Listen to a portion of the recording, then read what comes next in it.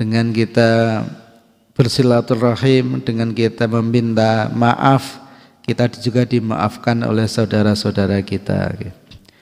Kita insya Allah akan mulai kajian kita pada pagi ini, dan pada pagi ini insya Allah kita akan sedikit membahas topik yang dulu pada saat Ramadan sempat ditanyakan tapi belum sempat kita bahas. Saya lupa persis pertanyaannya dari ibu-ibu, tapi yang jelas beliau menanyakan tentang, kalau tidak salah, bagaimana, mana yang lebih didahulukan, apakah belajar atau jamaah ke masjid atau menaati suami gitu. Nah, ini saya bahas pada pertemuan ini, tidak pada waktu itu. Ini sekaligus saya kaitkan dengan topik yang agak luas, yaitu tentang qaidah aulawiyah. Jadi Islam itu bukan hanya berisi hukum-hukum, tapi Islam itu petunjuk. Nah, petunjuk itu biasanya memang ada hukum-hukum, ada sesuatu yang harus dilakukan, itu yang sering kita sebut dengan nama wajib. Ada sesuatu yang harus ditinggalkan, itu yang namanya haram. Ada sesuatu yang sebaiknya dilakukan, itu yang namanya sunnah. Ada sesuatu yang sebaiknya ditinggalkan, namanya makruh. Ada yang bebas untuk dilakukan, bebas untuk ditinggalkan, itu yang namanya mubah. Nah, selain ada hal itu, nanti juga ada hukum-hukum yang lain. Ya, misalnya tentang ada sabab, ada mani, ada sihah, ada butlan yang dulu sudah pernah kita bahas. Jadi ada sabab. Jadi sesuatu itu dilakukan menunggu sababnya datang. Jadi wajib tidak mesti harus dilakukan saat ini juga. Misalnya begini, kita tahu bahwa puasa Ramadan itu wajib. Kita tahu bahwa sholat duhur itu wajib. Nah, pertanyaannya adalah, kalau sholat duhur itu wajib, nah kenapa saat ini kita gak sholat duhur? Padahal sholat duhur itu wajib. Harusnya kalau sholat duhur itu wajib, sekarang itu kita kerjakan. Kan begitu. Karena yang wajib itu kan harus dikerjakan. Bahwa sholat duhur wajib itu benar. Tapi untuk mengerjakan itu ada sabab. Gitu. Apa sababnya? Sababnya itu adalah ketika sudah masuk waktunya, ketika sudah zawalus syamsi. Jadi yang namanya kewajiban, yang namanya ibadah itu tidak ujuk-ujuk, pokoknya kalau wajib harus dilakukan. Iya, itu betul. Tapi untuk melaksanakan itu ada sabab, ada penjelasan-penjelasan lainnya gitu. Ini yang kemudian kita itu butuh ilmu. Yang namanya puasa Ramadan itu wajib. Nah, pertanyaannya, kalau wajib, kenapa sekarang kita gak puasa Ramadan? Ya karena kita tidak berada di bulan Ramadan. Makanya ada sabab agar kita itu masuk bulan Ramadan, yaitu dengan cara kita itu melihat hilal. Sebagaimana sabda Nabi, sumu liru'yatih wa aftiru liru'yatih. Nah, selain hal itu yang sudah kita bahas pada beberapa pertemuan sebelumnya. Nah, sebetulnya kalau kita perhatikan, kewajiban-kewajiban kita itu banyak sekali. Keharaman-keharaman juga banyak sekali. Kesunahan-kesunahan itu banyak sekali. Bahkan mungkin nyaris tak hingga. Padahal kita itu hidup ngikuti waktu. Dan pada saat, dan kita itu dalam kondisi tertentu ya hidup di satu waktu. Seperti saat ini, ya kita hanya ada di sini. Kita hanya di waktu ini. Dan kita berjalan mengikuti waktu. Sementara kewajiban itu banyak. Nah, kemudian kadang-kadang ada semacam Dari sekian banyak kewajiban itu, dari sekian banyak hal yang harus kita lakukan, kemudian kadang-kadang muncul pertanyaan, mana yang harus kita dahulukan?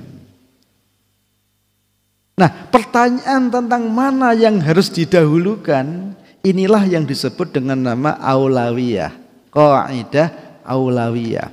Dan ini penting sekali. Penting sekali, cuma memang jarang dibahas tentang aulawiyah ini. Nah, karena aulawiyah ini jarang dibahas, kadang-kadang kita bingung mana yang harus didahulukan. Dan banyak di antara kita umat Islam, bahkan kita sebagai umat Islam, kadang-kadang kita itu meninggalkan kaidah aulawiyah ini.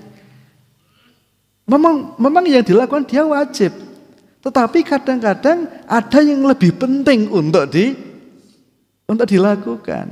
Sehingga memang kalau Imam Hasan Al-Banna pernah mengatakan al-wajibat aktsar minal auqat, ya. Jadi kewajiban itu banyak, sementara waktu kita ini sangat terbatas. Ya ibarat begini, kita punya uang, nah uang kita terbatas. Sementara kita punya kebutuhan, punya keinginan yang banyak sekali. Nah, maka di situ kan kita perlu mengalokasikan mana yang didahulukan. Kan begitu, oke?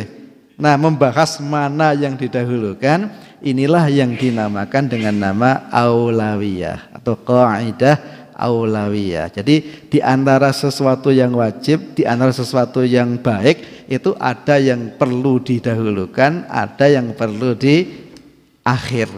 Nah, itu yang dinamakan dengan nama qaidah aulawiyah. Dan ini penting sekali.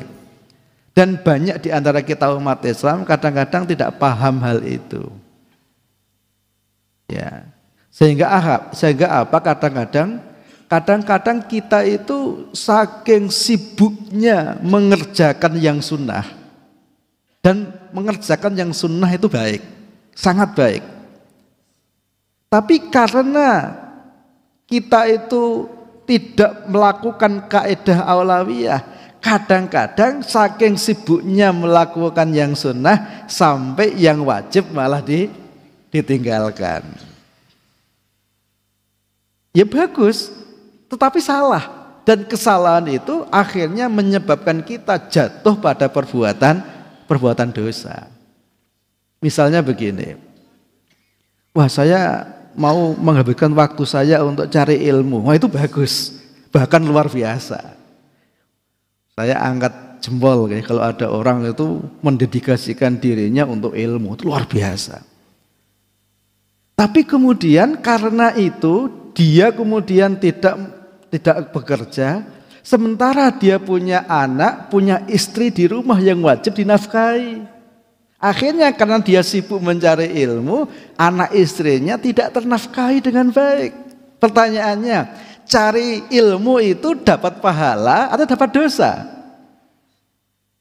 Sebetulnya cari ilmu itu dapat pahala. Cuma karena dia meninggalkan kewajiban yang lain, maka dia akhirnya dapat dosa. Gitu. Makanya di sini pentingnya kita itu untuk memahami. Jadi ada ilmunya di situ. Makanya nanti ada yang namanya qaidah aulawiyah. Jadi ada di dalam Islam itu ada hal-hal yang perlu didahulukan, ada hal-hal yang perlu diakhirkan. Makanya Imam Ghazali pernah mengatakan di dalam kitab Ihya Ulumuddin, beliau mengatakan tarkut tartib minal khairat min jumlatis syurur. Jadi meninggalkan urutan dalam amal kebaikan itu adalah bagian dari keburukan. Jadi makanya perbuatan baik pun itu juga perlu dimanage, perlu diurutkan, perlu dipilah, perlu dipilih mana yang didahulukan. Jadi kalau itu kita enggak memikirkan hal itu, tidak memperhitungkan hal itu, bisa jadi kita justru jatuh dalam keharaman. Paham ya? Nah itulah yang kemudian dinamakan dengan nama qaidah aulawiyah. Dan ini banyak sekali.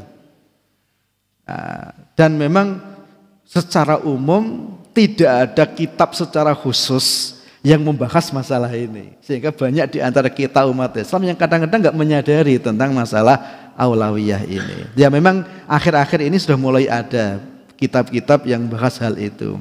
Misalnya yang ditulis oleh Syekh Yusuf Qaradawi itu yang membahas tentang fiqhul aulawiyat itu ya, tentang bagaimana mendahulukan hal-hal yang utama itu. Bapak-bapak, ibu-ibu yang dirahmati oleh Allah, ini penting sekali. Makanya pertanyaan yang kemarin disampaikan itu bagian dari pembahasan aulawiyah. Jadi mana yang didahulukan? Kalau kita itu sebagai seorang istri menaati suami tetap di rumah atau ke majelis taklim gitu. Nah, datang ke majelis taklim itu wajib. Hanya mencari ilmu itu kan wajib ya. Iya enggak? Thalabul ilmi faridatun ala kulli muslimin wa muslimatin. Menaati suami juga wajib. Nah, padahal dua kewajiban ini tidak selaras. Kalau selaras alhamdulillah kan. Tapi kan enggak selaras. Berarti kalau kita taat kepada suami, kita enggak datang ke majelis taklim. Kalau kita datang ke majelis taklim, kita enggak taat suami. Nah, mana yang didahulukan kalau seperti ini? Nah, makanya nanti ini adalah bagian dari pembahasan aulawiyah itu. Nah, ini kita bahas contoh ini dulu. Okay. Nah, tentu saja kalau kita menghadapi masalah ini, maka yang didahulukan tuh yang mana? Mencari ilmu itu bisa kapanpun. Bisa dimanapun. Nah, kemudian taat kepada suami itu harus selalu. Nah, berarti yang didahulukan adalah ketaatan kepada suami. Taat kepada suami, kalau seandainya suami itu melarang kita untuk datang ke majelis taklim, itu yang didahulukan. Dari sisi itu, okay. Loh, kalau begitu nanti saya nggak pernah datang ke majelis taklim, Pak, gitu. Nah, itu urusan yang lain lagi berarti. Makanya hukum itu saling berkesinambungan, harus komprehensif gitu. Jadi kalau suami mengatakan kamu jangan datang ke majelis taklim, ya kita nggak boleh datang. Kalau kita datang itu haram justru. Tapi kalau saya nggak datang, saya nggak bisa dapat ilmu, Pak. Nah, berarti ketika kita disuruh kita taat, nah kemudian kita juga punya kewajiban, kita juga punya keharusan untuk misalnya menasehati suami. Gitu, okay. Nanti pas kondisi tertentu ngobrol-ngobrol yang baik. Kadang-kadang perlu tanya, okay. Tapi jangan pada saat itu. Jadi kalau ketika diperintah, dilarang ya kita jalankan saja. Selama perintahnya tidak yang diharamkan Allah. Nanti begitu adalah kondisi ngobrol, diobrolin, lupa atau Pak atau Bi, kenapa sih kemarin saya kok dilarang? Gitu. Pas ngobrol, pas santai gitu ya. Alasannya apa gitu. Misalnya kan kalau alasannya bisa diterima ya udah bagus lah. Okay. Ya saya ngelarang kamu karena begini. Tapi kalau nggak ada alasannya, nah disampaikan yang baik-baik. Mungkin karena khawatir takut di sana campur laki-laki, nah disampaikan. Oh gini kok Pak, pengajian di sana itu hanya wanita saja, kan itu diyakinkan begitu. Atau kalau sana ada laki-laki, oh di sana juga pengajiannya ada bapak juga kok Pak. Mungkin kalau perlu bapak juga bisa datang bareng kan begitu. Jadi menjalankan hukum itu butuh komprehensif di situ. Jadi nggak bisa sepotong. Nah, inilah yang kemudian dinamakan dengan yang namanya qaidah aulawiyah. Jadi mendahulukan yang utama daripada yang kurang utama. Ini ada banyak sekali kaidah-kaidah gitu terkait dengan masalah ini, dan pada praktiknya itu kadang-kadang tidak semudah yang kita bayangkan. Makanya kita sebagai manusia memang setiap saat itu diminta untuk mengambil keputusan sebetulnya. Nah, dan memang akan lebih baik sebetulnya kalau kegiatan kita itu kita program, itu akan lebih baik. Meskipun memprogram itu Tidak jarang, tidak sedikit orang yang melakukan. Saya dulu pernah bertanya ya, waktu ada seorang profesor dari Perancis ya, dia seorang direktur reaktor nuklir di Perancis. Dan kemudian dia menjelaskan, jadi ternyata manajemen hidup itu sederhana kata dia, termasuk manajemen dalam reaktor nuklir itu sederhana. Nah, dia mengatakan begini, cuma 3 saja. Apa itu? Tuliskan apa yang akan kita lakukan. Jadi apa yang akan kita lakukan tulis. Terus yang kedua, lakukan apa yang kita tulis. Terus yang ketiga, tulis lagi apa yang kita lakukan. Itu sebagai laporan gitu ya. Itu kalau dijalankan dengan konsisten, maka pekerjaan kita itu jadi teratur dan rapi gitu ya. Nah, kenapa kita kadang-kadang zigzag, tidak membentuk pola, dan apa yang kita lakukan tidak membawa dampak apapun karena nggak ada perencanaan gitu. Nah, maka umat Islam ini butuh punya rencana ya. Kita secara individu butuh punya rencana, umat Islam itu juga butuh punya rencana. Dan ini yang kadang-kadang kita nggak punya. Akhirnya apa? Akhirnya kita itu sekedar ngikuti arus. Ngikuti arus politik, ngikuti arus opini. Akhirnya kita hanya sekedar seperti buih saja. Opininya begini, kita begini, atau sibuk mengontrol begini, tapi kita nggak punya rencana. Nah, inilah yang kadang-kadang kita penting ya. Jadi kalau yang merasa tokoh-tokoh umat itu butuh punya rencana besar ya. Ya kayak kita ini ketinggalan di bidang sains teknologi itu butuh rencana. Butuh perencanaan bagaimana agar kita bisa mengejar itu. Ketertinggalan dalam bidang ekonomi itu butuh rencana. Ketika umat itu terpecah belah, kita butuh rencana bagaimana caranya agar umat ini bisa bersatu kembali. Kita butuh punya rencana, punya azam, punya tekad. Nah, kemudian kita serahkan hasilnya kepada Allah. Jadi tawakal itu jangan kita lepas dari rencana. Rencana itu adalah bukti kalau kita itu beramal dengan serius. Kalau ada orang kok beramal tanpa rencana, artinya dia tuh nggak serius dalam beramal gitu. Memang betul hasil kita serahkan kepada Allah, tapi perencanaan itu adalah suatu keharusan. Ada banyak kaidah alawiyah, sangat banyak, dan kadang-kadang memang tidak mudah ketika kita menghadapi suatu kondisi untuk menentukan mana yang harus kita dahulukan. Ada banyak, tapi diantaranya seperti ini. Misalnya, gitu. Dalam Islam itu ada kaidah bahwa al-ilmu qoblal amal. Berarti ilmu didahulukan sebelum amal. Itu kaidah yang pertama. Ya, al-ilmu qoblal amal. Jadi kita nggak boleh melakukan sesuatu sebelum kita tahu ilmunya. Berarti mencari ilmu itu lebih didahulukan. Kemudian yang berikutnya misalnya adalah akidah itu lebih didahulukan daripada amal.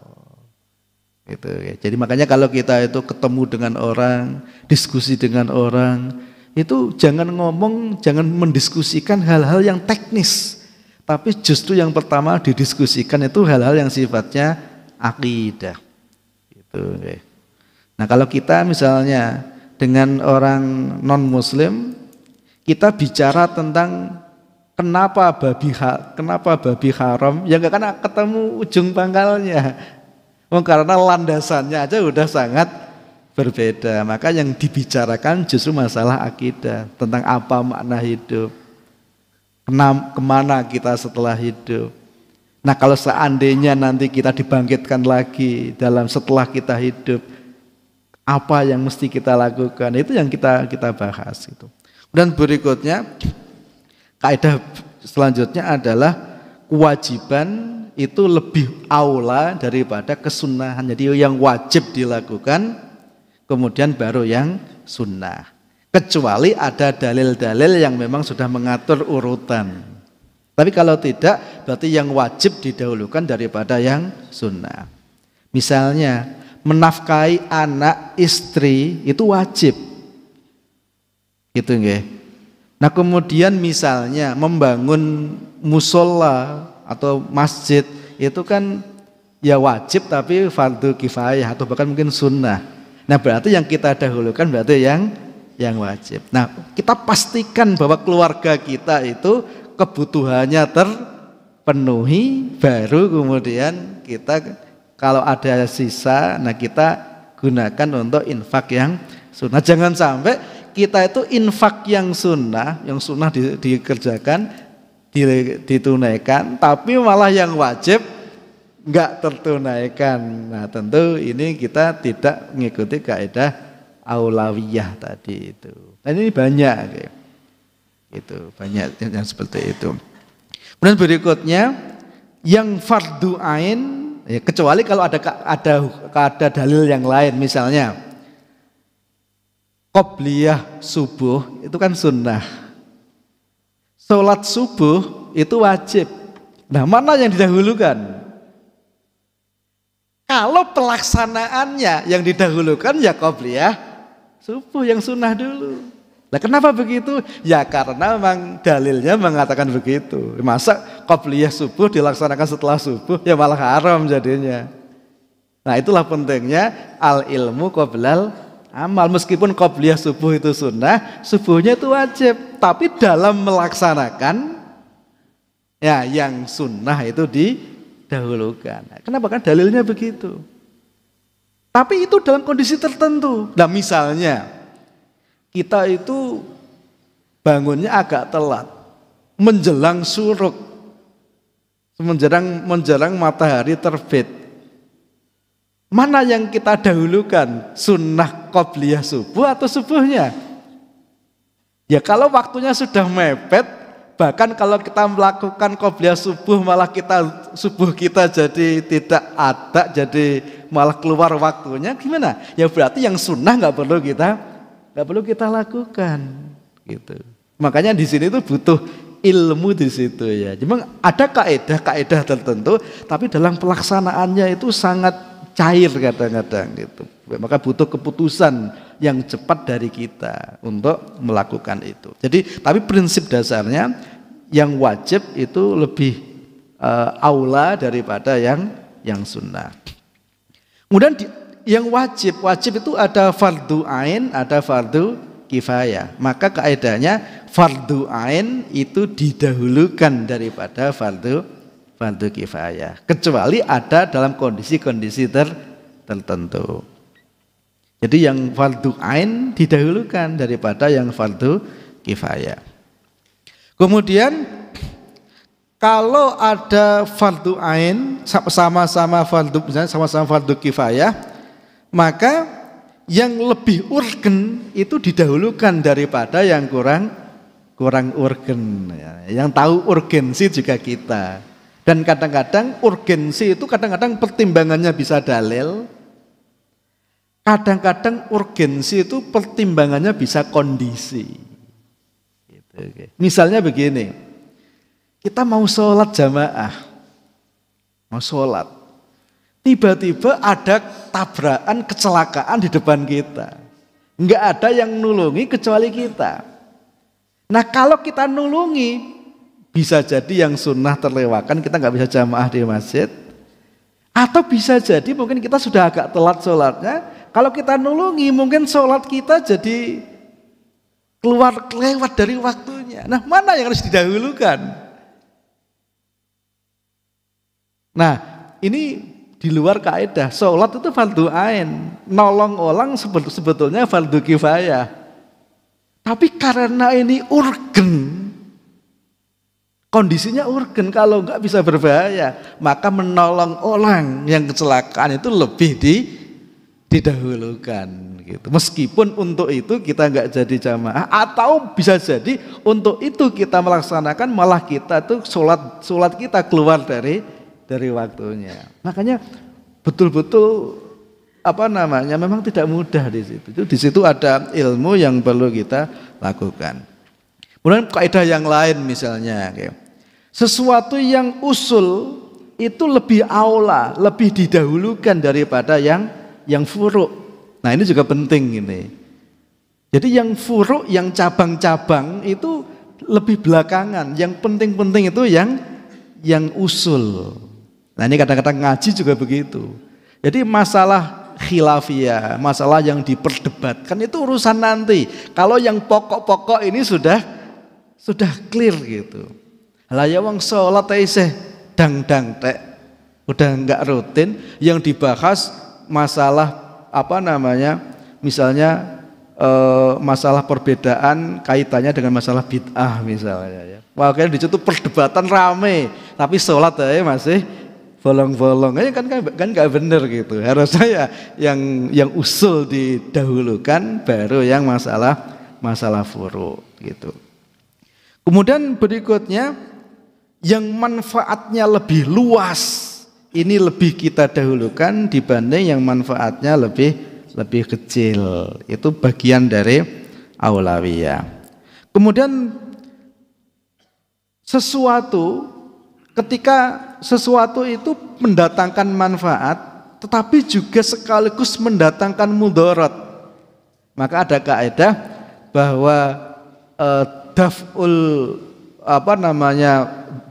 darurah itu muqaddamun min jalbil masalih. Jadi meninggalkan atau menolak kemudorotan itu lebih didahulukan daripada mengambil kemanfaatan. Jadi ada sesuatu, kalau kita lakukan kita dapat manfaat,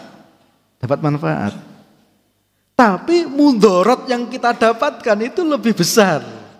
Nah itu lebih baik, itu adalah darul mafasid. Jadi meninggalkan yang mendatangkan kemafsadatan itu lebih didahulukan. Ya contohnya banyak sekali. Ya misalnya begini. Ini banyak hal. Ini sekedar contoh misalnya ya. Jadi misalnya ada suatu diskusi. Kita kalau ngomong itu bagus. Tapi kalau kita sampaikan, kita ngomong di situ akan justru memicu masalah yang lebih besar. Terus gimana itu? Antara manfaat atau mudarat yang lebih besar yang kita pertimbangkan. Maka dalam Islam itu kaidahnya darul mafasid muqaddamun min jalbil masolih. Nah tentu saja yang tahu kita ya. Oh itu seperti ini. Itu beberapa kaidah. Kemudian beberapa kaidah aulawiyah yang lain mendahulukan yang doruri dibanding yang hajiah atau tahsiniyah. Jadi yang primer itu lebih didahulukan daripada yang sekunder, apalagi tersier. Wong ibaratnya itu makan aja masih susah, kok malah duitnya nggo tuku mobil. Kan kebalik. Ya beli mobil kan boleh aja kalau rumah tangga kebutuhan pokoknya sudah terpenuhi.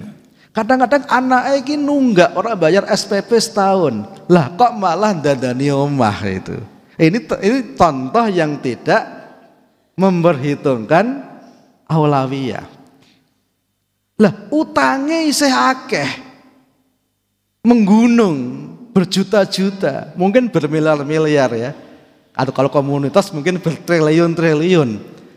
Kok malah bangun omah anyar, omah sing ono wae durung dirumati dengan baik. Ini contoh orang yang tidak memahami aulawiyah. Nah kalau keluarga ini nggak paham aulawiyah, hancur tuh keluarga. Paham ke? Kalau suatu instansi nggak paham aulawiyah, hancur tuh keluarga. Demikian pula masyarakat. Kalau nggak paham aulawiyah, hancur itu ya. Maka betapa pentingnya aulawiyah itu. Maka betapa pentingnya pemahaman masalah ini. Dan lagi-lagi ini juga masalah ilmu gitu. Makanya kalau orang itu mengambil kebijakan itu butuh ilmu di situ.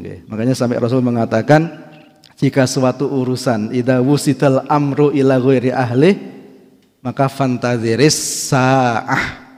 Jadi kalau sesuatu diserahkan bukan kepada ahlinya, ya tunggulah saat kehancuran. Tinggal nunggu waktu saja gitu.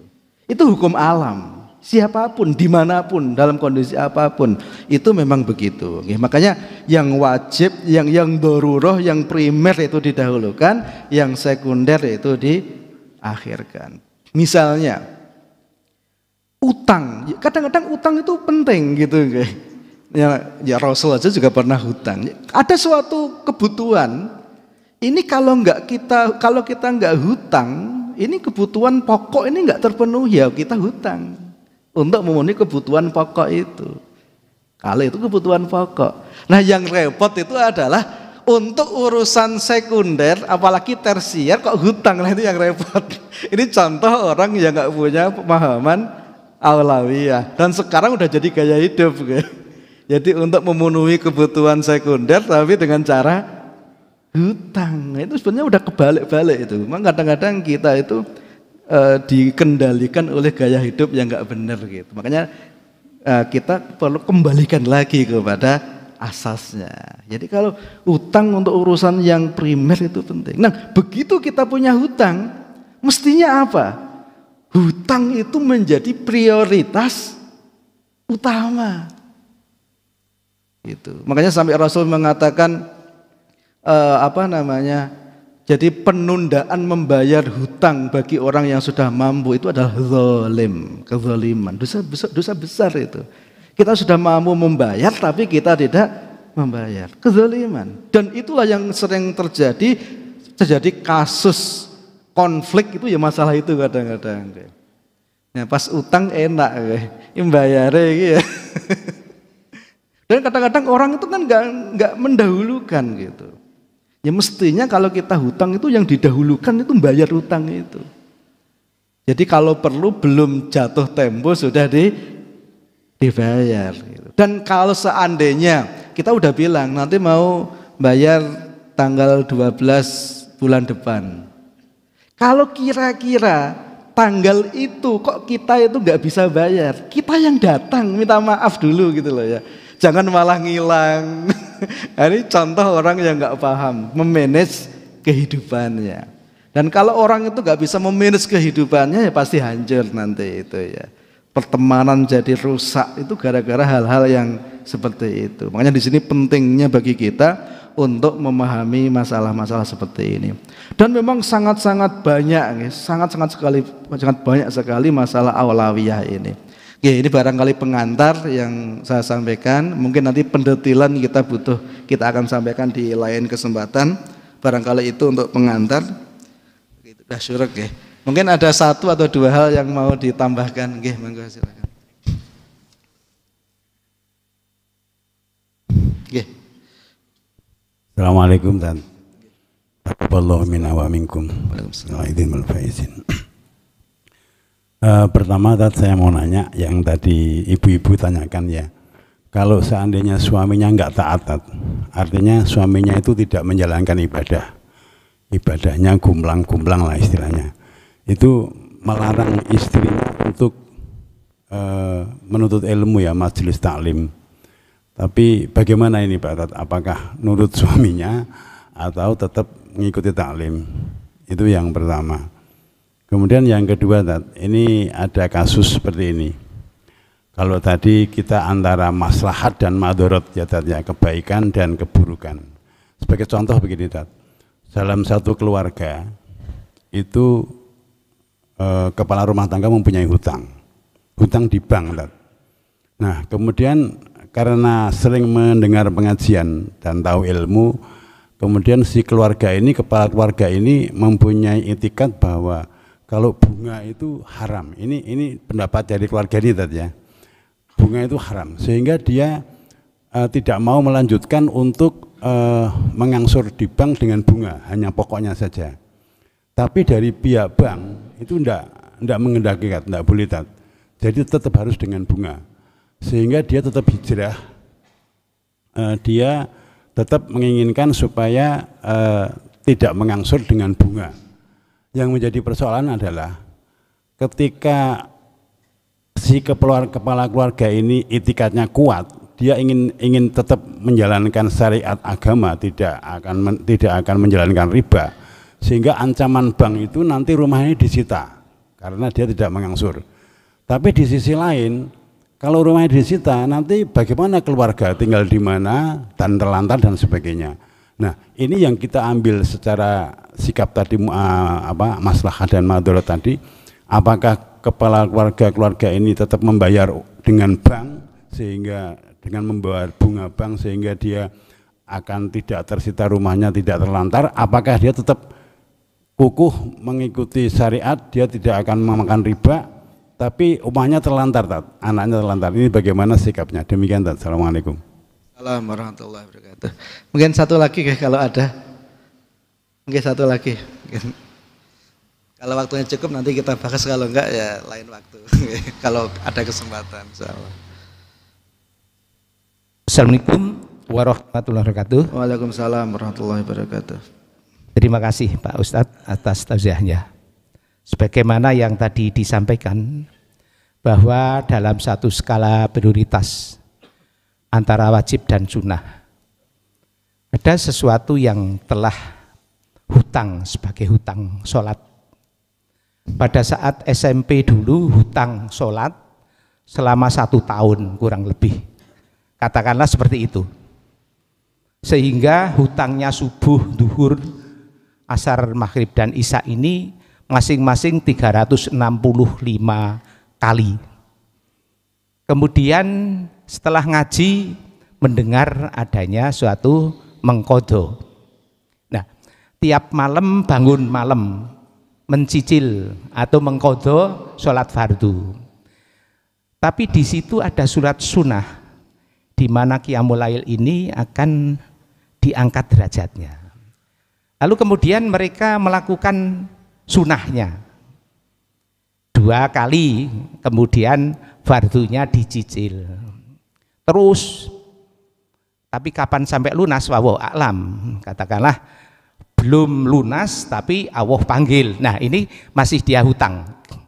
Nah, apakah di dalam hal itu tidak perlu dilakukan yang sunnah karena masih punya hutang yang wajib? Terima kasih Pak Ustadz.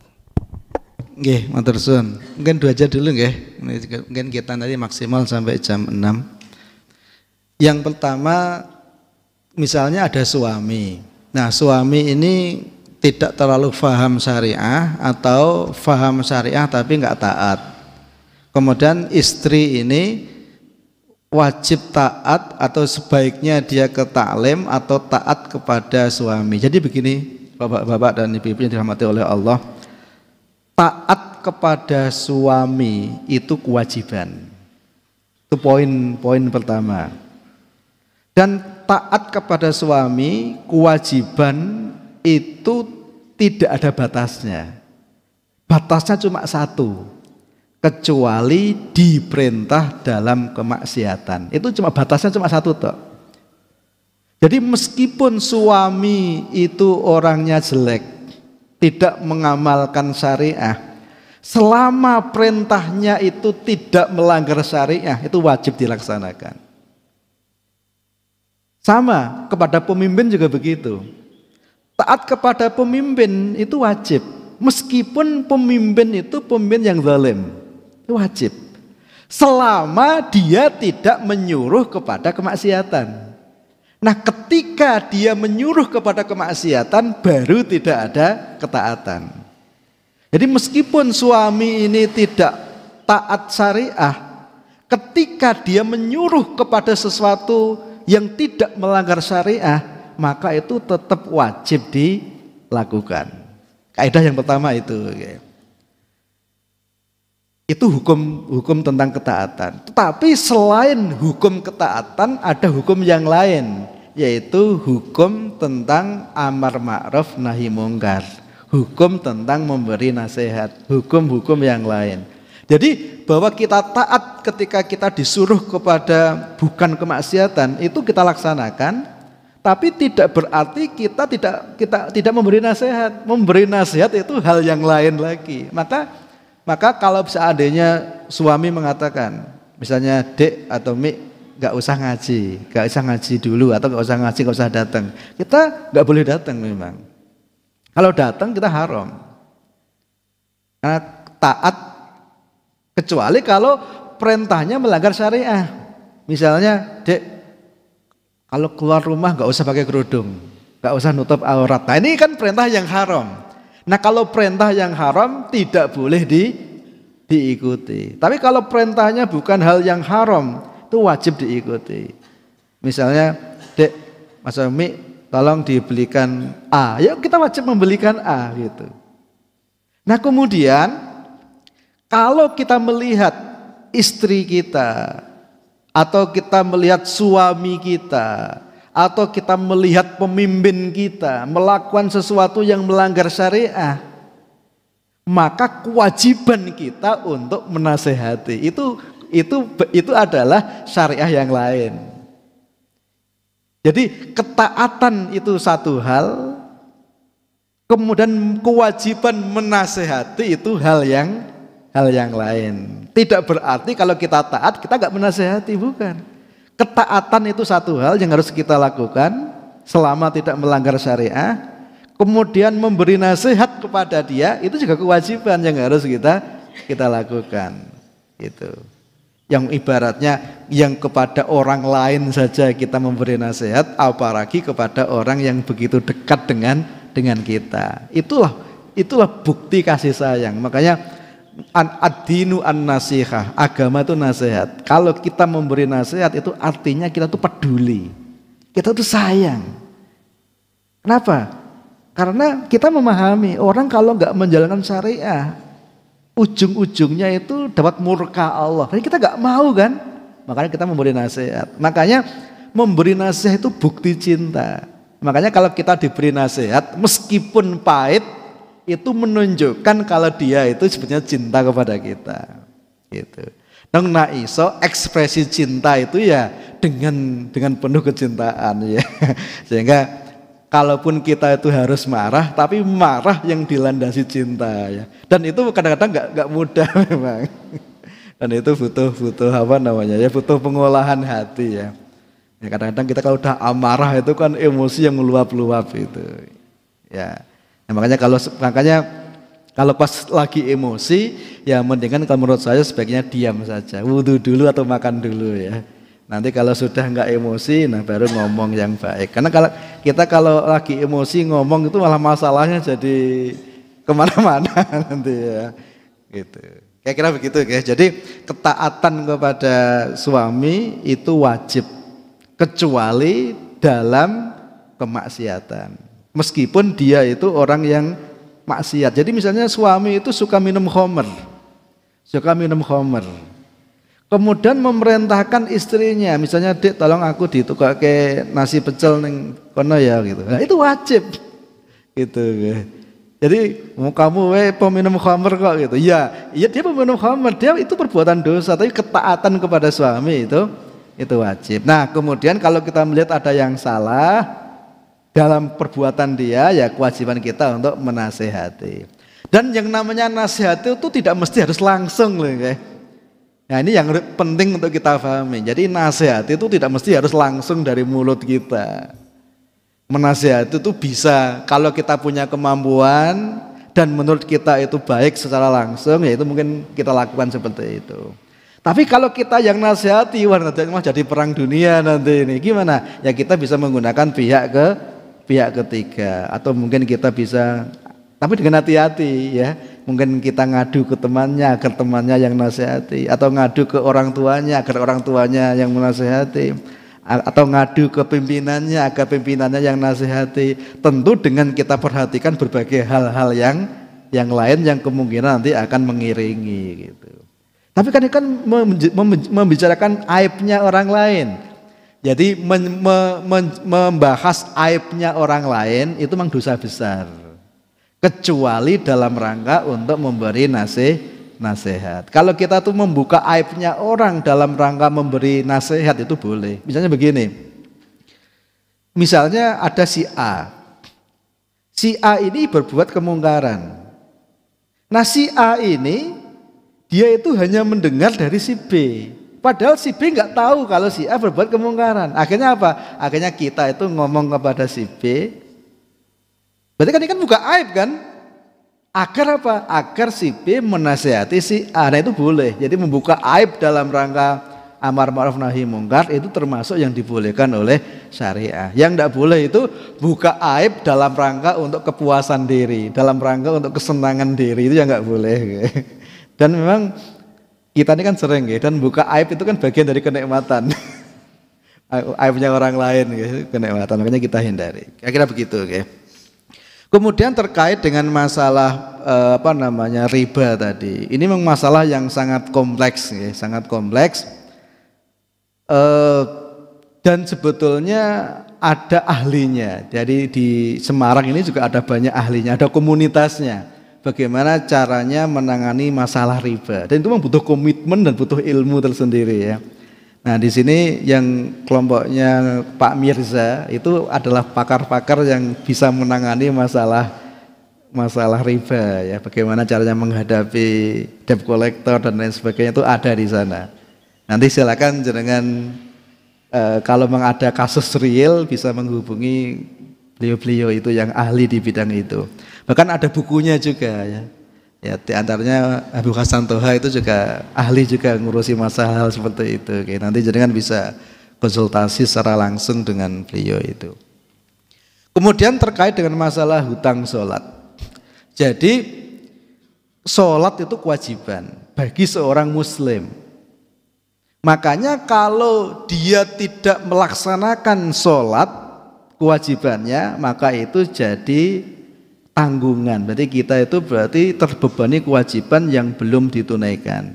Nah dalam Islam kita itu wajib mengqadha. Ada yang mengatakan begini, qadha itu tidak perlu. Jadi kalau maksudnya kita tuh ada yang mengatakan begini, waktu masih muda dia itu tidak peduli Islam. Begitu dia sudah tua baru peduli agama. Kemudian tanya ke Ustadz, terus Ustadz bilang, wah itu nggak perlu qadha itu. Di zaman Nabi dulu orang yang baru masuk Islam juga nggak ada yang qadha ya. Nah menurut pemahaman saya itu kurang tepat. Dulu memang sahabat Nabi itu nggak ada yang qadha. Kenapa nggak ada yang qadha? Karena nggak perlu qadha. Kenapa? Karena ketika dia masih muda posisinya masih kafir. Memang kafir itu tidak wajib sholat. Ya sehingga seperti Abu Bakar, begitu dia masuk Islam kan tidak diperintah Rasul untuk qadha. Kenapa? Karena sebelum Islam memang sholat itu tidak wajib bagi dia. Makanya nggak ada qadha kan. Maka sahabat Nabi itu nggak ada yang qadha. Kenapa nggak ada yang qadha? Ya karena ketika dia sebelum Muslim sholat itu nggak wajib bagi dia. Beda kasusnya kalau kita dari kecil sudah Muslim. Tapi kita nggak peduli Islam, nggak sholat. Sebetulnya kewajiban kan masih wajib. Nah begitu kita sudah tua, kita baru menyadari. Nah kalau seperti itu kondisinya berarti memang qadha itu wajib masih. Kasusnya beda dengan para sahabat itu. Kalau sahabat memang sebelumnya sudah bukan Islam. Kalau kita kan dari kecil sudah Muslim, jadi kewajiban itu masih berlaku. Tapi enggak kita tunaikan. Nah begitu kita dewasa atau kita sudah berumur baru menyadari. Nah maka itu adalah kewajiban yang kita tinggalkan yang harus kita qadha. Harus gimana? Ya berarti kita harus qadha gitu. Lah tapi kan banyak ya meskipun banyak. Terus gimana? Ya dicicil gitu, dicicil. Nah kemudian di tengah mencicil itu ya kalau kita bisa hitung kita hitung. Kalau kita nggak bisa menghitung lupa pastinya ya diperkirakan. Nah itu mungkin nanti tapi boleh nggak melakukan yang sunnah? Tetap boleh. Yang sunnah tetap boleh. Tapi yang qadha itu tetap dilaksanakan. Cuma kita harus hati-hati dengan hutang itu. Itu kan hutang kepada Allah.